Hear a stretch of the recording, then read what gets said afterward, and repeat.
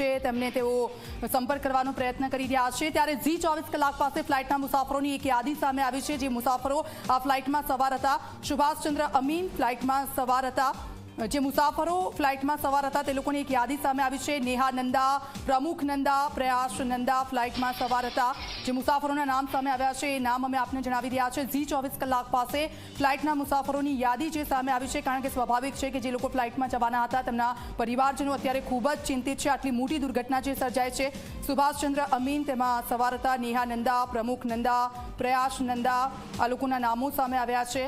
200 કરતાં વધારે મુસાફરો છે આ પ્લેનમાં સવાર હતા અને આજે જે આ દુર્ઘટના સર્જાઈ છે તમામ પરિવારજનો છે તેમના કે જે લોકો ખૂબ જ ચિંતિત છે, ભગવાનને એક જ પ્રાર્થના કરી રહ્યા છે કે આ મોતનો આંકડો વધારે ન વધે, કારણ કે અત્યાર સુધી કેટલાક લોકોની ડેડ બોડી છે ત્યાં લાવવામાં આવી છે। સ્વપ્નિલ સોની નામ સામે આવ્યું છે, યોગી સોની ઝી 24 કલાક પાસે ફ્લાઇટમાં જે મુસાફરો સામેલ હતા તેમની યાદી સામે આવી છે।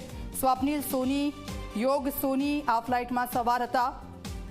સુભાષચંદ્ર અમીન, નેહા નંદા, પ્રમુખ નંદા, પ્રયાસ નંદા આ ફ્લાઇટમાં હતા।